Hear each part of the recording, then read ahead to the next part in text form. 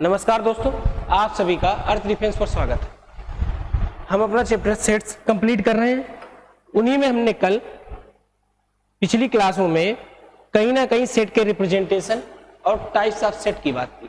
पिछली क्लास में हम 4 प्रकार के सेट की बात कर चुके हैं। आज की क्लास में हम उससे आगे कंटिन्यू करेंगे। तो हम ये पहले देख लें कि पिछली क्लास में हम किन किन टॉपिक्स पर बात कर चुके हैं। उन टॉपिक्स को जानना बहुत जरूरी होता है, क्योंकि अगले जो भी टॉपिक्स हैं वो कहीं ना कहीं पिछले टॉपिकों से कोरिलेट होंगे, तब आपको समस्या नहीं होनी चाहिए। तो इसलिए आप याद रखो कि सबसे पहले आप जो इंपॉर्टेंट चीज है वो ये कि कार्डिनल नंबर जरूर याद रखना, क्योंकि जितने भी हम टाइप पढ़ेंगे सेट के, जितने भी हम टाइप पढ़ेंगे वो कोई भी टाइप हो, फाइनाइट हो, इनफाइनाइट हो, वाइड सेट हो, मतलब जिसको हम एम्प्टी सेट भी बोलते हैं, सिंगलटन सेट हो, या फिर इक्वल और इक्विवेलेंट सेट हो, सब कहीं ना कहीं इस कार्डिनल नंबर पर डिपेंड करेंगे। इस कार्डिनल नंबर को हिंदी वाले भी कार्डिनल नंबर बोलते हैं और इंग्लिश वाले भी कार्डिनल नंबर बोलते हैं। इस बात को आप याद रखेंगे। हमने इसको एग्जाम्पल भी आपको बताया कि जैसे इस ब्रैकेट को हिंदी वाले भी ब्रैकेट बोलते हैं, या इस ब्रैकेट को इंग्लिश वाले भी ब्रैकेट बोलते हैं। तो हमें ये कहीं समस्या नहीं होनी चाहिए कि इसको हम क्या बोलेंगे, इसको क्या बोलेंगे, या फिर इस कार्डिनल नंबर को हिंदी में क्या बोलेंगे। तो आपको ये तैयार रखना है। सेट थ्योरी लैंग्वेज बेस्ड होती है, चीजें कहीं ना कहीं प्रयोग होती हैं, वो भी लैंग्वेज भाषाई आधार पर बनाए गए क्वेश्चन होते हैं, इसलिए आपको इंग्लिश के टर्म यहाँ कुछ तैयार करने पड़ेंगे। तो कार्डिनल नंबर की जब हम आपसे बात करेंगे तब ये बात आप याद रखेंगे कि हमने आपको बताया था कि मान लीजिए कोई सेट दिया गया है, a बराबर 1 2 3 4, और हमने आपसे कहा आप इसकी कार्डिनल नंबर बताओ। हमने आपको यह भी बताया था कि अगर आपसे इस सेट का कार्डिनल नंबर पूछा जाए तब आप याद रखना कि किसी भी सेट को रिप्रेजेंट करने के 3 तरीके हैं, मतलब किसी भी सेट की कार्डिनल नंबर को रिप्रेजेंट करने के 3 तरीके हैं, NA, OA, या फिर हमने आपको बताया था कि 2 लाइनें खींचो उनके बीच A, जिसको हम कार्डिनलिटी ऑफ A भी बोलते हैं। आप गलती से भी इसको बोडमॉस या फिर डिटर्मिनेंट ऑफ A नहीं बोलेंगे। आप बोलेंगे कि ये कार्डिनल नंबर की हम बात कर रहे हैं। अगर आप कार्डिनल नंबर की बात कर रहे हैं तो इसको रिप्रेजेंट करने का तरीका एक NA हो सकता है, दूसरा OA हो सकता है, या फिर ये तरीका हो सकता है। तो आप ये बात क्लियर रखें कि कार्डिनल नंबर में हम सबसे ज्यादा इस सिंबल का प्रयोग करेंगे। इन सबको अगर आप नहीं भी याद रखेंगे तो कोई दिक्कत नहीं, गलत नहीं है, ये सही है, लेकिन ज्यादातर लैंग्वेज में हम NA का ही प्रयोग करेंगे। हमने आपसे कार्डिनल नंबर का हम बार हर क्लास में स्टार्ट करने से, नए टॉपिक को स्टार्ट करने से पहले आपको कार्डिनल नंबर बताते हैं। उसका सिर्फ और सिर्फ यही कारण है कि वो जो नया टॉपिक स्टार्ट होने वाला है, अगर आपको कार्डिनल नंबर रिवाइज है तब आप इस कार्डिनल नंबर के आधार पर उस नए टॉपिक को आसानी से समझ सकेंगे। तो हमने आपसे कहा ये सेट है, इसके कार्डिनल नंबर बताओ। तो हमने कहा आपको NA लिख लेना है, बराबर जितने टर्म दिए साधारण नॉर्मल उनकी काउंटिंग करनी है, 1 2 3 4, that is your cardinal number of a set A। ये सेट A की कार्डिनल नंबर है, जो NA बराबर 4। इस तरीके से वो आपको 50 एलिमेंट दे दे, आपको सिंगल काउंट कर लेना है। नहीं काउंट कर पाओगे तो फाइनाइट कार्डिनल नंबर बन जाएगी। लेकिन इसमें हमने आपको एक बात और बताई थी, लास्ट टर्म रहेगा, इसको आप अगर कार्डिनल नंबर में याद रखेंगे तो आगे जो भी आप चीजें पढ़ने वाले हैं उनमें आपको दिक्कत नहीं होगी। कि जब कभी याद रखना इस बात को कि जब कभी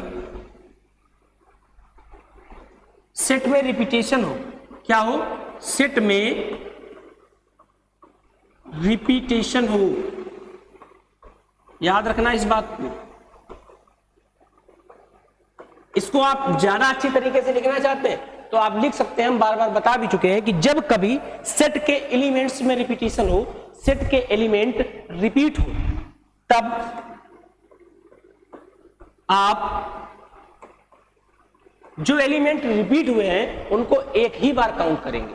तब आप रिपीट आर एलिमेंट को एक बार ही काउंट करेंगे। आप अपनी लैंग्वेज में सजा के लिखेंगे, कोई फर्क नहीं पड़ता। आप इसको अपनी लैंग्वेज में सजा कर लिखेंगे। दिया गया है कि नोट हमने ये बनाया है कि जब कभी जब कभी सेट में ज्यादा अच्छा लिखना चाहते हो तो आप लिखेंगे जब कभी सेट के एलिमेंट्स में रिपीटिशन दिया हो, बार बार रिपीट किए गए हो। जिन्होंने पिछली क्लास समझी वो मेरी बात को अच्छी तरीके से समझ रहे हैं, जिन लोगों की पहली क्लास है वो भी कुछ समय बाद 1-2 सेकेंड बाद इस बात को अच्छी तरीके से समझेंगे जब हम आपको एग्जाम्पल बताएंगे। जब कभी सेट में उसके एलिमेंट्स, यहां पर होना चाहिए उसके एलिमेंट, जगह नहीं है तो लिख रहे हैं एलिमेंट्स में रिपीटिशन हो, रिपीट किया गया हो, तब आप रिपीटिशन एलिमेंट्स को एक बार ही काउंट करेंगे। आप ये गलती नहीं करेंगे कि आप रिपीटिशन एलिमेंट्स को भी उतनी ही बार काउंट कर लें और आप कहें कार्डिनलिटी इतनी होगी, नहीं, रिपीटिशन एलिमेंट को एक बार काउंट करेंगे, इसके बाद आप कार्डिनलिटी बताएंगे। ये हम बात कर रहे हैं जब आपको कार्डिनलिटी निकालनी हो, एक बार ही काउंट करेंगे। और ये ऐसा क्यों हम पढ़ रहे हैं, किस लिए पढ़ रहे हैं इस बात को पढ़ रहे हैं जब हमको कार्डिनलिटी निकालनी हो, कार्डिनल नंबर निकालना हो। हमने आपको जैसे सेट दिया, आपने नॉर्मल गिन लिए, वो तरीका ठीक था, लेकिन एक नोट लग जाता है, एक एक्सेप्शन बन जाता है, अपवाद बन जाता है कि अगर कभी दिया हो A, B, C, A, D, E और B, हम कहें आपसे कार्डिनल नंबर बताओ, तब आप कहोगे कि NA से हम इसको रिप्रेजेंट करते हैं बराबर, जो आपने बताया कि साधारण दिए गए सेट के एलिमेंट हैं उनको काउंट कर लो, 1, 2, 3, 4, 5, 6, 7, और आपने कहा कि इसकी कार्डिनलिटी 7 होगी, बस गलत हो गया। कार्डिनलिटी इसकी 7 नहीं होगी। हमने आपको यह भी बताया नोट में कि जब कभी एक सेट में दिए गए एलिमेंट्स में रिपीटिशन हो, तब आप एलिमेंट को एक बार ही काउंट करेंगे, बार बार नहीं काउंट करेंगे। कैसे? जैसे हमने कहा इसको 1A, हमने देखा A कहीं रिपीट है, हमने कहा रिपीट है, तो हमने कहा इसको नहीं काउंट करो, काट दिया। हमने कहा B कहीं रिपीट है, बोले हाँ रिपीट है, तो हमने कहा इसको एक बार काउंट कर लो, लेकिन इस वाले B को नहीं करेंगे। हमने कहा C रिपीट है, कहीं नहीं रिपीट है, तुमने कहा 3, D 4 नहीं रिपीट है, E नहीं रिपीट है। तो जो कार्डिनलिटी आप A होगी, जो सेट A की कार्डिनलिटी होगी वो 5 होगी, ना कि 7। इस बात को आप याद रखेंगे कि कार्डिनलिटी ऑफ A 5 होगी, ना कि 7। और बाकी जिन लोगों को और डीप में समझना है, कई एग्जांपल्स के साथ समझना है, तो आप पिछली क्लास देखें, वहां हमने कार्डिनल नंबर पर बहुत अच्छी तरीके से बात किया है, बहुत डीपली में बात किया है। कार्डिनल नंबर पर नॉर्मल जो निष्कर्ष है, जो रिजल्ट है, वो इतना ही है कि कार्डिनल नंबर में उसके एलिमेंट्स को काउंट करना है, इसकी कार्डिनलिटी होती है। ये हम इसलिए समझा रहे हैं क्योंकि आगे हमें टाइप ऑफ सेट समझना है। हमने आपको पहला फाइनाइट सेट पढ़ाया जब हम टाइप ऑफ सेट की बात करते हैं। दूसरे नंबर पे हमने आपको इनफाइनाइट सेट पढ़ाया, इनफाइनाइट सेट पढ़ाया। फाइनाइट की बात हमने कर ली, फाइनाइट भी हमने कार्डिनलिटी के आधार पर समझा, कई एग्जांपल्स से समझा। इनफाइनाइट को हमने बहुत अच्छी तरीके से समझा और हमने आपको वहां पर कुछ सिंबल्स के बारे में बताया। सिंबल्स कौन कौन से हैं, इसको जानने के लिए आपको पिछला वीडियो देखना पड़ेगा, क्योंकि वहां पर हम सिर्फ एक वीडियो में इनफाइनाइट सेट और फाइनाइट सेट पर ही बात करते हैं, तो उनको दोबारा बात करना समय की बर्बादी होगी जो लोग वीडियो देख रहे हैं। फाइनाइट सेट जो लोग रेगुलर वीडियो देख रहे हैं, इनफाइनाइट सेट की जब आपने बात की, इसके बाद तीसरे नंबर पर हम आए, हमने कहा फाइनाइट हो गया, इनफाइनाइट हो गया, इनको कंपैरिजन के साथ पढ़ेंगे। आपके समझ में भी आया कि अगर इनफाइनाइट क्लियर कर लो तो बचा हुआ सेट फाइनाइट होगा।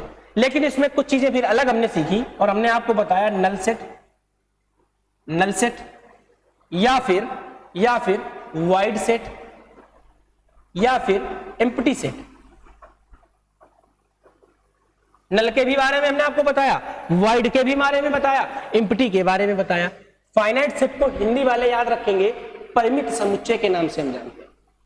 इनफाइनाइट सेट को हिंदी वाले अपरिमित समुच्चय के नाम से जानते हैं। Null set, void set, empty set. Null set, void set, empty set Hindi वाले रिक्त समुच्चय के नाम से जानेंगे। किसी झंझट की जरूरत नहीं, उनको और कुछ तैयार करने की कोई जरूरत नहीं। आप सिर्फ और सिर्फ इसको कहेंगे कि दैट इज रिक्त समुच्चय, यह है रिक्त समुच्चय, यह रिक्त समुच्चय है और ये परिमित समुच्चय है, परिमित समुच्चय है, और यह है अपरिमित समुच्चय है। ठीक है, यह बात क्लियर रहेगी। Null set, void set, empty set, empty का मतलब तो आप सभी को पता है कि रिक्त होता है, नल का भी मतलब होता है कि खाली होता है, एम्प्टी होता है। वॉइड अलग शब्द प्रयोग किया गया है, एनडीए के एग्जाम में पहली बार वॉइड शब्द का प्रयोग किया गया और किसी भी एग्जाम में वॉइड को प्रयोग नहीं करते हैं। लेकिन आप याद रखना कि नहीं करते हैं का मतलब कभी नहीं करेंगे ये नहीं कह सकते, तो आप वॉइड शब्द को विशेष याद रखेंगे कि वॉइड सेट का मतलब भी एम्प्टी सेट ही होता है। इन पर हम बात पिछली क्लास में कर चुके। इसी के साथ हमने आपको सिंगलटन सेट के बारे में बताया, सिंगलटन सेट के बारे में बताया। हमने यहां भी आपको बताया कि नल सेट को कभी रिप्रेजेंट करना हो आपको एम्प्टी सेट, फाइनाइट सेट को रिप्रेजेंट करने के लिए, जैसे फाइनाइट सेट को तो हमने रिप्रेजेंट करने का कोई तरीका नहीं बताया, हमने आपको कल लैंग्वेज देखनी पड़ेगी। लेकिन इन फाइनाइट में हमने आपको कुछ सिंबल बताया कि कभी केवल आर लिखा हो, केवल आई लिखा हो, केवल डब्ल्यू लिखा हो, केवल एन लिखा हो, तो ये अंडरस्टूड होगा कि दिए गए होल नंबर की बात कर रहा है। डब्ल्यू अगर लिखा हुआ, एन लिखा हुआ है तो दी गई सभी नेचुरल्स नंबर की बात हो रही, आई लिखा हुआ है तो सभी पूर्णांकों इंटीजर्स की बात हो रही। इस तरीके से अगर अन्य टर्म का प्रयोग किया गया है, जो टर्म हमने पिछली क्लास में समझे थे, जो टर्म हमने पिछली क्लास में समझे थे, उन सभी में अगर आपको उन सिंबल्स का प्रयोग कर दिया जाता है क्वेश्चंस में, तब ये क्लियर होगा कि वो इनफाइनाइट सेट होगा। इसी तरीके से नल सेट को भी हम एक ग्रीक लेटर फाई से डिनोट करते हैं। और शायद हमें ये लगता है कि किसी भी सेट को रिप्रेजेंट करने के लिए एकमात्र यही सेट है जिसमें हम ब्रैकेट्स का प्रयोग नहीं करते हैं जब फाई ग्रीक लेटर का उपयोग करते हैं। वैसे नल सेट का एक दूसरा भी तरीका है, या फिर आप इसको रिप्रेजेंट कर सकते हैं इस तरीके से, दोनों ब्रैकेट खाली, या फिर आप फाई से। वाकई सेट का बेसिक नियम कहता है कि आपको सेट लिखने से पहले दो ब्रैकेट लगाने पड़ेंगे, और उन दो ब्रैकेट के अंदर का जिन भी एलिमेंट्स की आप बात कर रहे हैं, अगर आप टेबुलर फॉर्म में लिख रहे हैं तब आप लिखेंगे 2, 3, 4, और अगर आप रोस्टर फॉर्म में लिख रहे हैं तब आप सच दैट, बिलोंग्स टू जैसे चिन्हों का प्रयोग करेंगे, जैसे हम करते भी थे, x such that x belong to. ये सूची निर्माण विधि है जिसमें लैंग्वेज बेस्ड होता है, ये आपकी रोस्टर तालिका विधि है। इन सब पर हम बात पिछली क्लास में कर चुके हैं कि सेट को कैसे रिप्रेजेंट करते हैं। एकमात्र नल सेट या वॉइड सेट ऐसा सेट है, याद रखिए, ध्यान दीजिएगा, कि एकमात्र नल सेट या वॉइड सेट ऐसा सेट है जिसको किसी ग्रीक लेटर से हम डिनोट करते हैं, जिसको किसी ग्रीक लेटर फाई से डिनोट करते हैं। और आपको अगर सिर्फ और सिर्फ ऐसा लिखा मिल जाए तब आप ये नहीं कहेंगे कि दिया गया सेट पॉसिबल ही नहीं है क्योंकि इसमें ब्रैकेट नहीं लगा। सिर्फ फाई लिखा मिल जाए आपको इस तरीके से, और ऑप्शन में दिया हो बताओ इनमें से कौन से सेट हो, और बाकी लिखा हो 2, 3, 4 में कोई ऑप्शन हो, तो आप इसको तुरंत टिक कर देंगे कि दिया गया सेट नल सेट है, एम्प्टी सेट है। बात क्लियर रहनी चाहिए। इन सब पर हम पिछली क्लास में बात कर चुके। आज क्लास में हम इक्वल, ये सब पिछली क्लास का रिवीजन था जिस पर हमने अभी बात की। हम पिछली क्लास का रिवीजन 5 मिनट कर लेते हैं तो कोई समय की बर्बादी नहीं की जाएगी, आपको चीजें रिवाइज हो जाती हैं, आगे हमें समझाने में आसानी होती है। जब हम आपसे इक्वल सेट की बात करेंगे, आज की क्लास में, इसके साथ साथ में हम आपसे बात करेंगे इक्विवेलेंट सेट की। शायद हमने आपको यह भी बताया था कि आप इसके लिए क्लास 10th में जो आपने समरूपता, सिमिलरिटी और कॉन्ग्रुएंसी, सर्वसंगता को पढ़ रखा होगा, आपने पढ़ा होगा कि जैसे एक मैप पर बना हुआ किसी मकान का नक्शा और ओरिजिनल मकान, एक मकान पर बना हुआ नक्शा और उसी नक्शे के आधार पर बना हुआ ओरिजिनल मकान, दोनों में डिफरेंस होता है। डिफरेंस ये होता है कि हाँ, ये क्लियर है कि उस मकान में जो लाइनें राइट साइड में जो दीवार, जो कमरे दिए हैं, ओरिजिनल मकान में भी दिए होंगे, लेकिन वो मकान देखने में तो उस नक्शे की तरह है, आकार में बड़ा है। तो ये क्वालिटी जो होती है समरूपता, रूप तो समान है, बाकी ना तो उसकी कमरों की लंबाई, क्योंकि कागज पे आप सेंटीमीटर, मिलीमीटर लिख देते हैं, ना कि रियलिटी में आप उसको शो करते हैं। रियलिटी में आप 9 फुट, 50 फुट, 15 फुट का रूम बनाते हैं, तो आप याद रखो कि अगर आपने किसी साइड को जो मैप में लिखी है कि इस कमरे की राइट साइड 9 सेंटीमीटर होगी और ये साइड भी 9 सेंटीमीटर होगी, ये 15 सेंटीमीटर होगी, तो आप याद रखना कि अगर आप ओरिजिनल मकान बनाएंगे, सिमिलरिटी की बेसिक प्रॉपर्टी, रेशियो में आपको समझाने की कोशिश करना है कि आप सिमिलरिटी में रेशियो होता है। अगर ये 9 है, अगर आप ओरिजिनल में 45 फीट की दीवार बनाते हैं, 45 फीट की दीवार बनाते हैं, 9 पना 45 किया तो 15 पना 75 फीट की दीवार आप इधर वाली बनाएंगे। मतलब अगर आपने राइट साइड 9 सेंटीमीटर को 45 फीट से डिनोट किया है, तब आप 15 सेंटीमीटर को 75 फीट से डिनोट करेंगे। ये एक सिमिलरिटी का कॉन्सेप्ट होता है। मतलब हम ये समझ सकते हैं कि सिमिलरिटी में जैसे जो चीजें कागज पर बनी है उसको रियलिटी में लाना, लेकिन कॉन्ग्रुएंसी या सर्वसांगता का मतलब होता है कि सब कुछ बराबर। जैसे दो जुड़वा भाई या फिर एक ये ट्रायंगल है, एक ये ट्रायंगल है, या फिर एक ये लड़का है और दूसरा भी ये लड़का है, ये सभी कहीं ना कहीं कॉन्ग्रुएंसी शो करेंगे। वैसा ही बिल्कुल इसमें भी चलेगा, इक्वल सेट और इक्विवेलेंट सेट। लेकिन इक्वल सेट और इक्विवेलेंट सेट को आपको समझना होगा इन दोनों को एक साथ कंपैरिजन के साथ। तो हम कॉन्ग्रुएंसी और सिमिलरिटी हमने आपको बताया कि आपने यूक्लिड ज्योमेट्री पढ़ी है, तो वहां से जोड़ने की एक छोटी सी कोशिश है, बाकी उससे लाभ कुछ नहीं मिलने वाला। लेकिन हमने आपको क्लास 10th की यूक्लिड ज्योमेट्री से जोड़ने का एक छोटा प्रयास किया, तो आपको कहीं ना कहीं क्लियर भी हुआ होगा कि हम किस चीज की बात करना है। तो आप इक्वल सेट इक्विवेलेंट की सेट की जब आप बात करते हैं तो आप याद रखना कि इक्वल सेट या फिर इक्विवेलेंट सेट। भाई अभी तक जो हम सेट पढ़ रहे थे, हम फाइनाइट सेट पढ़ रहे थे, हमने एक सेट दिया है, आराम से देख लेते थे। दो सेट, एक सेट दिया, एक बात पूछी कि नल है वॉइड, हम सब बता देते थे। अब इक्वल सेट या इक्विवेलेंट सेट के लिए कम से कम 2 सेट का दिया जाना जरूरी है, क्योंकि आप कह रहे हैं कि बताओ दिए गए सेट आपस में इक्वल है या नहीं है। तो आप ये बात क्लियर रखें, ये बात याद भी रखें और कहीं ना कहीं ध्यान रखें कि जब कभी आपसे इक्वल सेट की बात की जाए, या फिर आपसे इक्विवेलेंट सेट की बात की जाए, जब कभी आपसे इक्वल सेट की बात की जाए या फिर आपसे इक्विवेलेंट सेट की बात की जाए, तब आपको कम से कम 2 सेट्स की जानकारी होनी चाहिए। क्योंकि कंपैरिजन आप बताओगे किसको किसके बराबर, किसकी तुलना करोगे। तो याद रखना जब कंपैरिजन आता है तो कंपैरिजन कभी हिमसेल्फ माई सेल्फ मतलब अकेले एक व्यक्ति के साथ नहीं होता। तो इक्वल सेट के लिए आपको एक कंडीशन याद रखनी हो कि कम से कम इक्वल हो या इक्विवेलेंट हो, कम से कम 2 सेट दो आप, कम से कम 2 सेट हो। यही इसमें भी हो सकता है, कम से कम 2 सेट। जैसे आप समझो इस सवाल को कि अगर हमने आपसे कहा, और कार्डिनलिटी इस पर बहुत काम करेगी, कार्डिनलिटी आपको समझना पड़ेगा।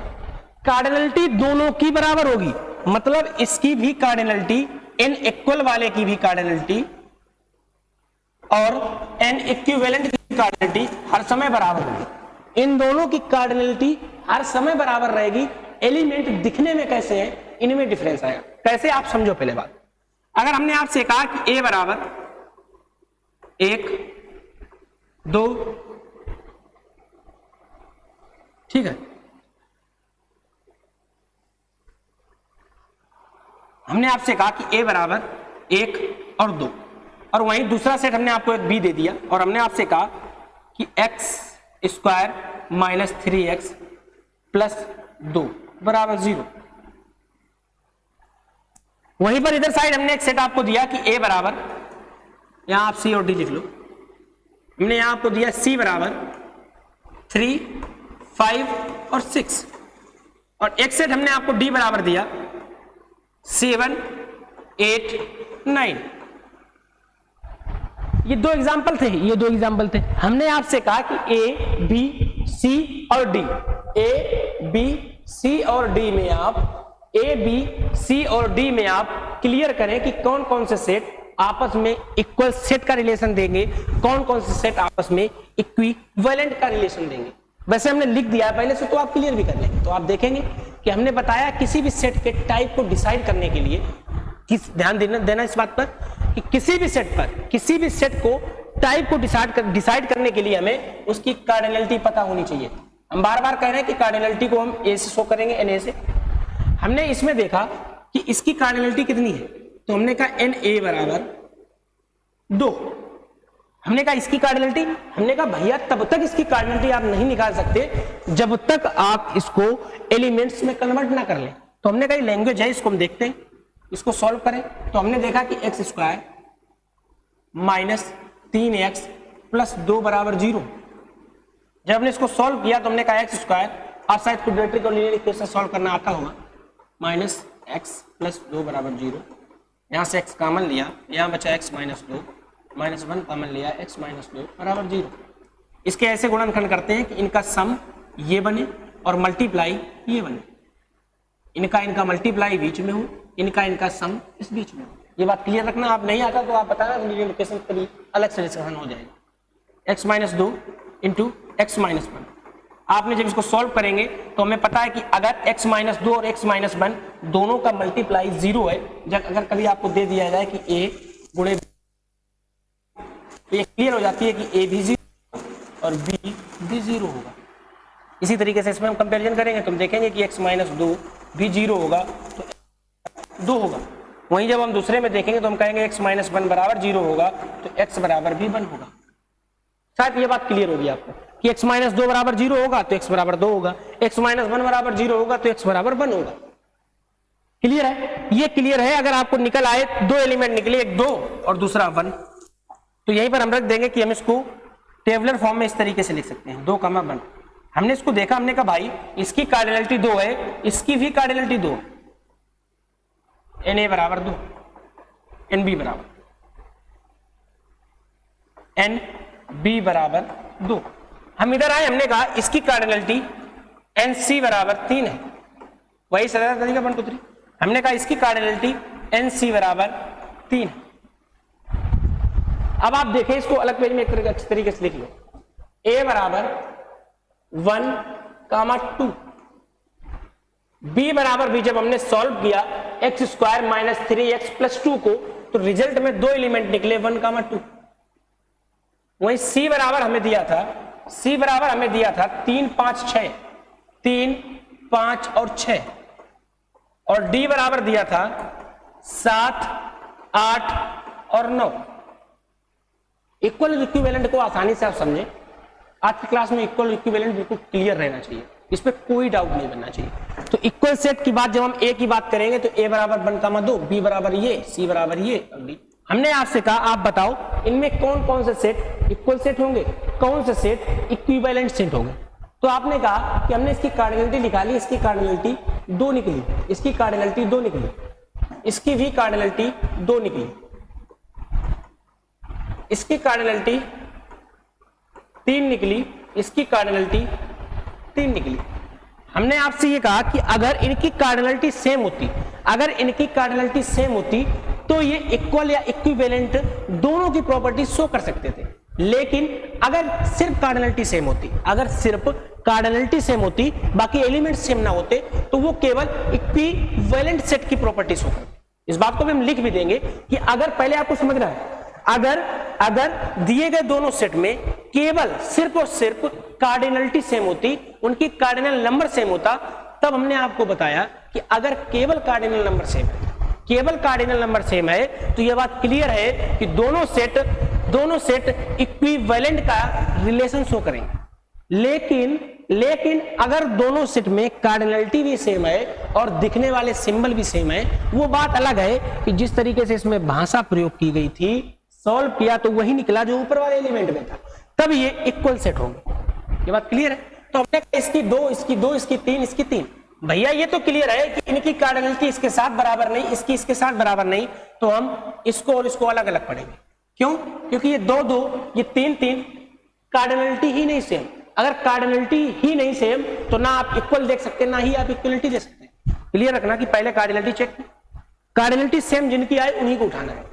3, 3, 2, 2, हमने कहा इनकी 2 की सेम, इनकी 2 की सेम। अगर ये इक्वल होंगे तो दिखेंगे, अगर इक्वल नहीं होंगे तो कम से कम इक्विवेलेंट होंगे, कम से कम इक्विवेलेंट होंगे।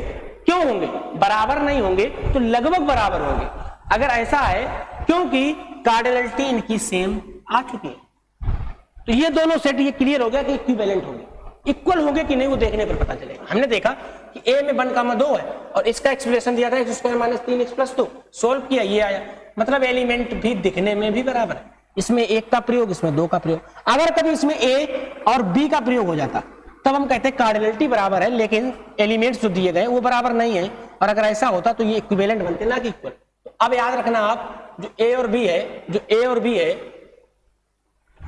ये दोनों मतलब A and B equal set होंगे। क्यों होंगे? शायद क्लियर होगा कि कार्डिनलिटी भी सेम है, कार्डिनलिटी भी सेम है और दिए गए एलिमेंट्स भी सेम है। दो ही बातें याद रखनी, अगर कार्डिनलिटी भी सेम, दिए गए एलिमेंट्स भी सेम, कार्डिनलिटी भी सेम और दिए गए एलिमेंट्स भी सेम तो इक्वल सेट। अगर कार्डिनलिटी सेम लेकिन दिए गए एलिमेंट्स नहीं सेम, अगर दिए गए एलिमेंट सेम नहीं है, मतलब इसमें 3 5 6, वो बात अलग है कि 3 एलिमेंट है, 3 एलिमेंट है, इसमें 3 एलिमेंट है, लेकिन दोनों को दिखने या दोनों अलग अलग तरीके से दिख रहे हैं, एक 7 8 9 और 3 5 6, तो कार्डिनलिटी सेम लेकिन एलिमेंट्स का रूप या एलिमेंट्स का दिखने का तरीका, जो एलिमेंट्स हमें दिख रहे हैं वो आपस में सेम नहीं है, तब हम इसको इक्विवेलेंट बोलेंगे। ये आपको समझाने के लिए था। क्लियर कि नहीं क्लियर? कार्डिनलिटी अगर किसी भी एलिमेंट्स की सेम निकल आए, जैसे अगर आपको दिया होता बाई चांस कि 3 4 5 ए बी सी, 1 2 3, हम आपसे कहते हैं कि इन सेटों में बताओ, इन सेट में कौन इक्वल है कौन इक्विवेलेंट है। तो आपने देखा कि इनकी कार्डिनलिटी 3 होगी, इसकी कार्डिनलिटी 3 होगी, इसकी कार्डिनलिटी 3 होगी, ये डिसाइड हो गया कि ये सेट, तीनों सेट आपस में इक्विवेलेंट होंगे। कोई भी आप उठा लो, इसको इसके साथ उठा लो, इसको इसके साथ उठा लो, इसका इसके साथ, कुछ भी आप करो, ये तीनों आपस में इक्विवेलेंट होंगे। इक्वल होंगे कि नहीं, इस बात को देखना पड़ेगा। इक्वल होंगे तो 2 ही होंगे, ये इसके बराबर होगा भाई, 3 4 5 एबीसी नहीं होगा, क्योंकि एलिमेंट में कार्डिनलिटी सेम है ना कि दिखने वाले एलिमेंट। अगर कार्डिनलिटी सेम है और दिखने वाले एलिमेंट सेम नहीं है, तब आप ये डिसाइड नहीं कर सकते। वही कहानी नीचे की चलेगी, 1 2 3 एबीसी। तो आप ये याद रखना कि जब कभी आपसे इस तरीके से बात की जाए तो कार्डिनलिटी सेम है तो इक्विवेलेंट तो बन गए, लेकिन इक्वल होंगे ये हम नहीं कह सकते। तो आप इक्वल सेट में कुछ लिखेंगे, छोटा थोड़ा रहेगा, हिंदी वाले इंग्लिश वाले सब लिख लेंगे कि जब कभी हम समान सेट की बात करें, इक्वल सेट की बात करें, तब आपको रहना चाहिए कि इनकी in this sets cardinality are same. English वाले थोड़ा हिंदी वालों का आज लिख दे कि दिए गए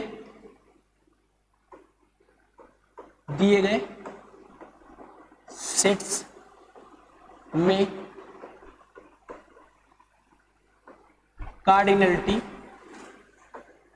दिए गए सेट्स में कार्डिनलिटी सेम होनी चाहिए। अगर कार्डिनलिटी भी नहीं सेम तो ना ही वो इक्वल है ना ही इक्विवेलेंट है, अलग अलग पढ़ेंगे, उनका कंपैरिजन ही नहीं हो सकता, होनी चाहिए।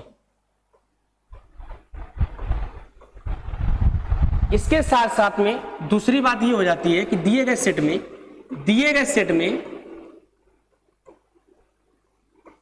सेट नहीं सेट्स में, क्योंकि हम एक सेट की बात नहीं कर रहे हैं, 2 सेट की बात कर रहे हैं, तो दिए गए सेट्स में उनकी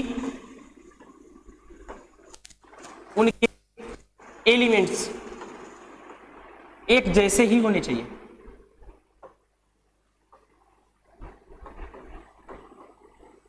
एक जैसे होने चाहिए।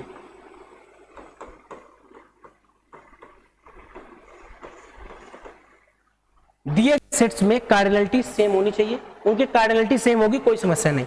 दिए गए सेट्स में उनके एलिमेंट्स एक जैसे होने चाहिए, जो सेट दिया है उनके एलिमेंट एक जैसे होने चाहिए, तब ये जाकर इक्वल सेट को डिनोट करेंगे। इसका एग्जांपल भी आप लिख लें तो ज्यादा अच्छी तरीके से आपको दोबारा जब आप देखेंगे उठाकर नोट्स तो समझ में आएगा कि अगर दिया है ए बराबर 1 2 3 और 2, अगर ए बराबर दिया है 1 2 और बी बराबर दिया है वही अपना पुराना जो हम एग्जांपल कर चुके हैं, x² - 3x + 2 बराबर 0, तो आप देखेंगे और आप इसको सॉल्व करेंगे कि दिए गए सेट में हमने सॉल्व किया, इसका भी 1 2 निकलेगा, इसका भी 1 2 निकलेगा और ये इक्वल सेट होगा। दूसरा सेट आपका इक्विवेलेंट सेट,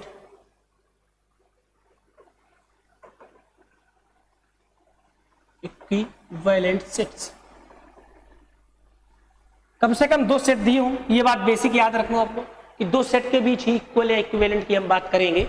एक सेट की आप बात करोगे तो हम नल वॉइड, इक्विवेलेंट या फाइनाइट इनफाइनाइट इस तरीके से बात करेंगे, लेकिन आप इक्वल या इक्विवेलेंट की बात करें तो कम से कम 2 सेट दिए होने चाहिए।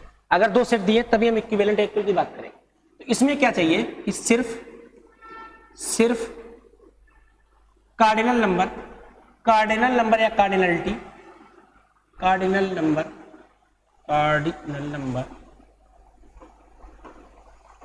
सेम होना चाहिए, बराबर होना चाहिए। हिंदी वाले भी याद रखें, अंग्रेजी वाले भी, सब मिली जुली लैंग्वेज है कि सिर्फ कार्डिनल नंबर बराबर होना चाहिए। जैसे हमने आपको एग्जांपल भी समझाया कि ए बराबर या सी बराबर, ए पी प्रयोग कर चुके हैं तो सी लिख लो, सी बराबर 2 3 4 और डी बराबर ए बी सी। हमने आपसे कहा कि इन दोनों की कार्डिनलिटी निकालो, आपने कहा हमने इन दोनों की कार्डिनलिटी निकाली तो एन ए मतलब कार्डिनलिटी जो है वो सेम आई। अगर कार्डिनलिटी सेम है तब ये एन ए का मतलब कार्डिनलिटी है, अगर कार्डिनलिटी सेम है तब हम क्या करेंगे, इसकी कार्डिनलिटी 3 है, इसकी भी कार्डिनलिटी 3 है, तब दिए गए सेट आपस में इक्विवेलेंट होंगे, मतलब सी और डी इक्विवेलेंट होंगे।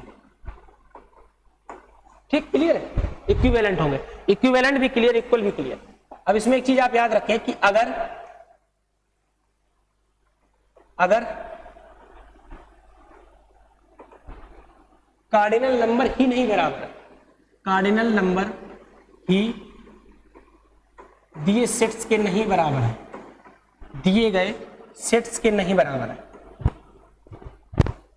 सेट्स में नहीं बराबर है, इस बात को समझ चुके हैं। अगर दिए गए सेट्स में कार्डिनल नंबर ही नहीं बराबर है, अगर दिए गए सेट्स में कार्डिनल नंबर ही नहीं बराबर है, तभी सेट इक्वल या इक्विवेलेंट मतलब बराबर और लगभग बराबर की बात आप नहीं करेंगे। अगर कार्डिनल नंबर ही समान नहीं है, मतलब उनकी काउंटिंग ही इक्वल नहीं है, तो हम इक्वल इक्विवेलेंट कैसे कहेंगे, नहीं क्लियर है। लेकिन एक बात आप इसमें और याद रखेंगे कि जितने भी इक्वल सेट है सभी इक्विवेलेंट सेट होते हैं। तो आप याद रखना कि all equal sets are always, जितने भी इक्वल सेट हैं सभी हर समय इक्विवेलेंट होते हैं। लेकिन सभी इक्विवेलेंट इक्वल होंगे ये आप नहीं कह सकते हैं, क्योंकि किसी भी सेट में इक्वल या इक्विवेलेंट की प्रॉपर्टी चेक करने के लिए सबसे पहले आप कार्डिनल नंबर देखें। कार्डिनल नंबर अगर सेम नहीं आती तो हम कंपैरिजन ही नहीं करेंगे और हम ये ही नहीं आपको बताएंगे कि इक्वल या इक्विवेलेंट है। लेकिन अगर आपने कार्डिनल नंबर चेक कर ली, और सेम आ गई, अगर कार्डिनल नंबर सेम है तो वो तो डिसाइड हो गया कि इक्विवेलेंट दोनों सेट होंगे। लेकिन अब दिए गए अगर एलिमेंट भी सेम आ जाते हैं, तब कार्डिनलिटी सेम और एलिमेंट्स भी सेम, तब इक्वल बनेगा। अगर इक्वल है तो इक्वल होने से पहले उसने इक्विवेलेंट की प्रॉपर्टी पूरी की, तो all equal sets are always equivalent, सभी इक्विवेलेंट होंगे। लेकिन इक्विवेलेंट सभी इक्विवेलेंट मतलब ऑल इक्विवेलेंट ऑलवेज इक्वल नहीं कह सकते। ऑलवेज आर इक्वल सेट्स मतलब जितने भी इक्विवेलेंट हो वो सभी इक्वल होंगे, नहीं। अगर पहले इक्वल हो गए, अगर इक्वल दोनों सेट हैं तब तो हम कह सकते हैं कि इक्वल दिक्कत नहीं। लेकिन सिर्फ इक्विवेलेंट है तो उनका इक्वल कहना मुश्किल। ये सिर्फ इक्विवेलेंट को देखकर, इनकी कार्डिनलिटी देखकर डिसाइड नहीं कर पाओगे कि इक्वल सेट है, या उसके लिए आपको सिंबल देखने पड़े। तो आज की क्लास में हमने इक्वल सेट, इक्विवेलेंट को समझा, कार्डिनल नंबर, फाइनाइट इनफाइनाइट की बात की। अगली क्लास में हम सेट्स में अगला चैप्टर एक तरीके से कह सकते हैं जिसको हम बोलते हैं सबसेट, यूनिवर्सल सेट पर बात करेंगे। तो आज की क्लास के लिए इतना। अगर आपको क्लास पसंद आती है तो अर्थ डिफेंस को सब्सक्राइब करें, शेयर भी करें और लाइक भी करें। आज के लिए इतना ही, थैंक यू।